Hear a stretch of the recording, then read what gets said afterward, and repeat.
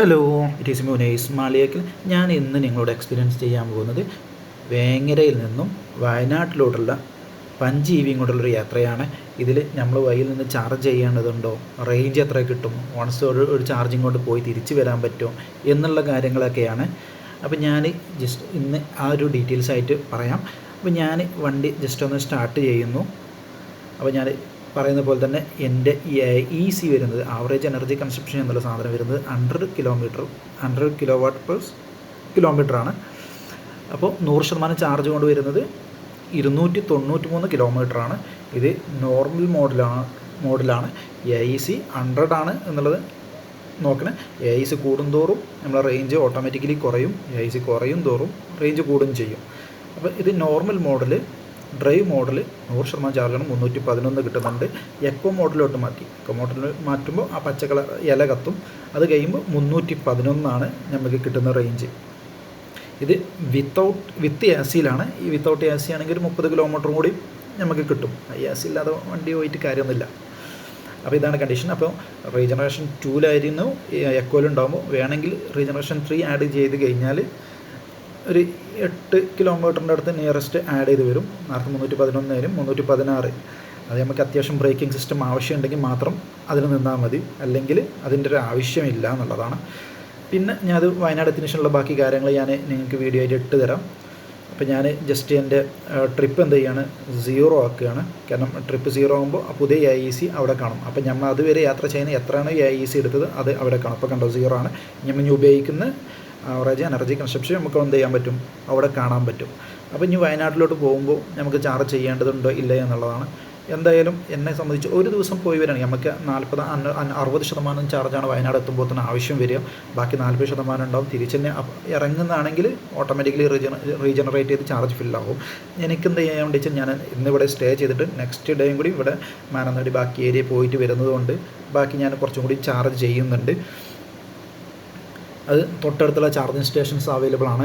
ഏതൊക്കെയാണ് ഞാൻ കാണിച്ചു തരാം. ഇപ്പം ഞാൻ സ്റ്റേ ചെയ്യൽ സുൽത്താൻ ബത്തേരിയാണ്. അപ്പോൾ അത് അവിടുത്തെ സ്റ്റേയും അവിടുത്തെ അവൈലബിലിറ്റി ഞാൻ കാര്യങ്ങൾ കാണിച്ചു തരാം. ഇപ്പോൾ വൺസ് ഞാൻ വയനാട് എത്തിയിട്ടുണ്ട്. ഇപ്പോഴത്തെ എൻ്റെ AEC അഥവാ ചുരം കയറിയതിന് ശേഷമുള്ള AEC 135 ആണ്. അത് 145 ഉണ്ടായിരുന്നു. ഞാൻ ചുരം കയറിയതിന് ശേഷം സുൽത്താൻ ബത്തേരി വരെ ഓടിയത് കൊണ്ടാണ് എന്ത് ചെയ്ത് 135 എത്തിയത്. 135 ഓട്ടോമാറ്റിക്കലി നമ്മളെ ചാർജും ഇപ്പോൾ 100%, അവൻ 99% ചാർജ് ഉണ്ടായിട്ടും നമുക്ക് കാണിക്കുന്നത് എക്കോ മോഡൽ തന്നെ കാണിക്കുന്നത് 265 km. അതും വിത്ത് AC ആണ്. 265 km കാണിക്കുന്നുള്ളൂ. അതാണ് AEC കൂടുന്തോറും നമ്മളെ റേഞ്ച് എന്ത് ചെയ്യും, കുറഞ്ഞുകൊണ്ടേയിരിക്കും എന്നുള്ളതിൻ്റെ ഒരു പ്രൂഫാണ് ഈ സാധനം വരുന്നത്. അപ്പോൾ ഇതിൻ്റെ തൊട്ടടുത്തുള്ള ചാർജിങ് സ്റ്റേഷൻസും കാര്യങ്ങളും ഞാൻ എന്ത് ചെയ്തുതരാം. ഞാനിപ്പോൾ ബത്തേരിയാണ് സ്റ്റേ ചെയ്യുന്നതിന് തൊട്ടടുത്തുള്ള നല്ല 2 ചാർജിങ് സ്റ്റേഷൻ, ചാർജ് മോഡിൻ്റെ ഉണ്ട്, പിന്നെ സിയോണ്ടും ഉണ്ട്. സിയോണ്ട് വാക്കബിൾ ഡിസ്റ്റൻസിലും ചാർജ് മോഡ് 800 മീറ്റർ അപ്പുറത്തുമാണ്. അപ്പോൾ ഞാൻ ഇന്നിവിടെ സ്റ്റേ ചെയ്യാൻ പോകുന്നത് സുൽത്താൻ ബത്തേരിയിൽ PWയുടെ റെസ്റ്റ് ഹൗസാണ്. ഞാൻ കുറച്ച് എക്കണോമിക്കലും ബഡ്ജറ്റ് ഫ്രണ്ട്ലിയും നോക്കുന്നതുകൊണ്ട് മാത്രമാണ് ഇത്. അത്യാവശ്യം കുഴപ്പമില്ല, ബഡ്ജറ്റ് ഫ്രണ്ട്ലി ആണെങ്കിലും നല്ല സർവീസ് പ്രൊവൈഡ് ചെയ്യുന്നുണ്ട്. നല്ല നീറ്റ് ആൻഡ് റൂംസും കാര്യങ്ങളാണ്. ഇതാണ് എൻ്റെ ഒരു ഔട്ട് പിക്ചർ എന്ന് പറയുന്നത്. നല്ല ലാൻഡ്സ്കേപ്പ് ഉണ്ട്, വണ്ടി പാർക്ക് ചെയ്യാനുള്ള ഗ്യാപ്പ് ഉണ്ട്. ഒരു വണ്ടിക്ക് മഴ കൊള്ളാതെ പാർക്ക് ചെയ്യാൻ പറ്റുമോ എന്ന് മാത്രമേ ഉള്ളൂ. ഇത് ഓൺലൈൻ ബുക്കിംഗ് ആണ്. ഓൺലൈൻ ബുക്കിംഗ് ഈസിയാണ്. PW rest house online booking എന്ന് പറഞ്ഞാൽ ആർക്കും ചെയ്യാൻ പറ്റും. നമ്മൾ എന്ത് ചെയ്യണം, പേയ്മെൻറ്റ് ആദ്യം കൊടുക്കണമെന്ന് മാത്രമേ ഉള്ളൂ.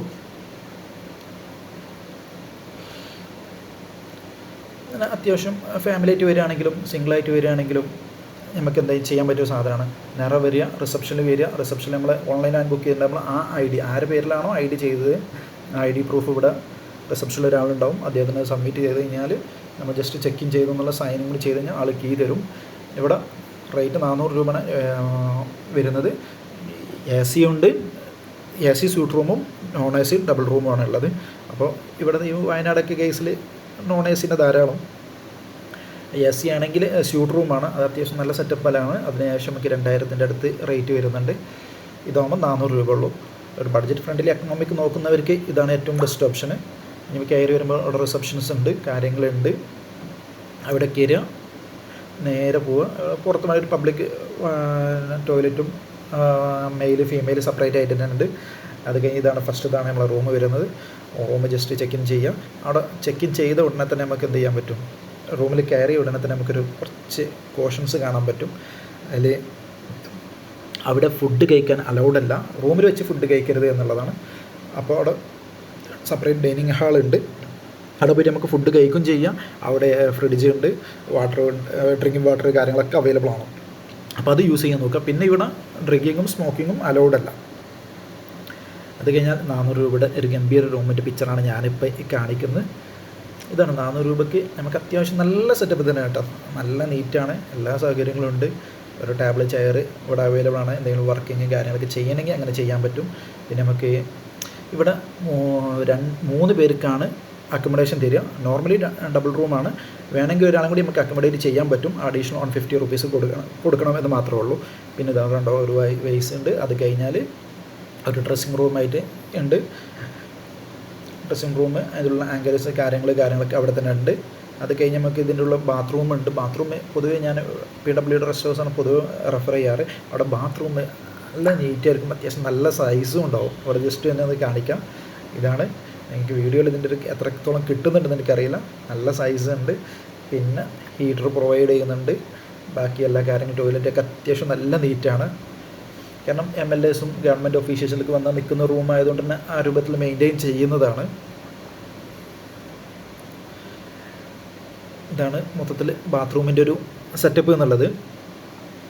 പിന്നെ നമുക്ക് ഇവിടെ നിന്ന് ഇറങ്ങിക്കഴിഞ്ഞാൽ ഇതിൻ്റെ ഉള്ളിൽ തന്നെ നമുക്കൊരു ഔട്ട്ഡോർ അല്ലെങ്കിൽ സിറ്റ് ഔട്ട് സെറ്റപ്പിലൊരു സാധനമുണ്ട്. ഈ ഡോറ് തുറന്നു കഴിഞ്ഞാൽ അപ്പുറത്തേക്കുണ്ട്. നൈറ്റ് ആയതുകൊണ്ട് ഞാൻ ജസ്റ്റ് പെട്ടെന്ന് തുറന്നിട്ട് ഞാൻ അടക്കും, കാരണം കൊതുക് കാര്യങ്ങൾ തിരിച്ച് കയറി കഴിഞ്ഞാൽ ഇന്നത്തെ എൻ്റെ ഉറക്കം തീരുമാനമാകും. ഇതാണ് പുറത്തുള്ളൊരു സെറ്റപ്പ്. ഇവിടെ വേണമെങ്കിൽ ചെയറിട്ട് ഇരിക്കാം, ഫാമിലിയായിട്ടൊക്കെ വരികയാണെങ്കിലും കുഴപ്പമില്ല, ഒരു സ്പേസ് സ്പെൻഡ് ചെയ്യാൻ കിട്ടും എന്നുള്ളതാണ്. ഇത് ആർക്കും വരാം കേട്ടോ, സിംഗിളായിട്ട് വരാം, ഡബിളായിട്ട് വരാം, എങ്ങനെയായാലും കുഴപ്പമൊന്നുമില്ല. എത്ര ആൾ വരുന്നു അവരുടെ ആധാർ കാർഡ് അവിടെ സബ്മിറ്റ് ചെയ്യണം. 2 ആളുണ്ടെങ്കിൽ 2 ആൾ ആധാർ കാർഡും സൈറ്റിൽ അപ്ലോഡ് ചെയ്യണം. അല്ലെങ്കിൽ ഒരാളുടെ അപ്ലോഡ് ചെയ്തിട്ടുള്ളൂ എന്നുണ്ടെങ്കിൽ തൊട്ടടുത്ത ആൾ ഇവിടെ എത്തിയതിന് ശേഷം മാനുവലി ചെയ്യേണ്ടതാണ്. അപ്പോൾ വരുന്നവരുടെ ആധാർ കാർഡ് സബ്മിറ്റ് ചെയ്യാമെന്ന് മാത്രമേ ഉള്ളൂ. 3 പേർക്ക് വരെ അക്കോമഡേറ്റ് ചെയ്യാം. ഇതാണ് 400 രൂപയുടെ ഒരു സെറ്റപ്പ്. ഞാൻ ഒന്നും കൂടിയും ജസ്റ്റ് ഒന്ന് കറക്കിയിട്ട് മൊത്തത്തിലൊന്ന് കാണിച്ചു തരാം.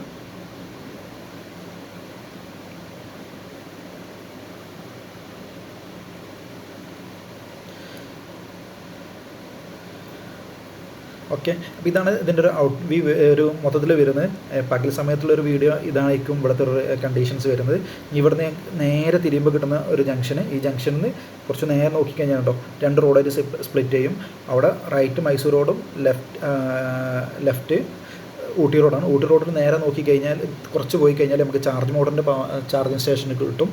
അത് കഴിഞ്ഞ് ഈ നിന്ന ജംഗ്ഷനിൽ തന്നെ ലെഫ്റ്റിലോട്ട് പോയി കഴിഞ്ഞാൽ മിൻറ്റ് മാള് കാണും. അതിൻ്റെ അണ്ടറിൽ താഴത്ത് എന്തുണ്ട്, സിയോൻ്റെ ചാർജിങ് സ്റ്റേഷൻസും ഉണ്ട്. അപ്പോൾ ഇത് രണ്ടും നമുക്ക് അവിടെ അവൈലബിൾ ആണ്. രണ്ടിടത്തും 3 സ്ലോട്ട് വീതമുണ്ട്. ഇനി ഓണസ്റ്റ് ഞാൻ നാട്ടിലെത്തിയിട്ട് ഉള്ള കണ്ടീഷൻസ് ഞാൻ കാണിക്കുന്നത്. എൻ്റെ IEC കണ്ടോ 83 വാട്ട് പെർ കിലോമീറ്റർ ആണ്. ഓട്ടോമാറ്റിക്കലി എൻ്റെ റേഞ്ച് ഡ്രൈ മോഡൽ തന്നെ വിത്ത് AC 351 കാണിക്കുന്നുണ്ട്. സ്പോർട്സ് ലോട്ട് മാറ്റിയപ്പോഴും 334 ഉണ്ട്, വിത്ത് ACയിലാണ്. ഇനി എക്കോയിലോട്ട് ഇട്ട് കഴിഞ്ഞാൽ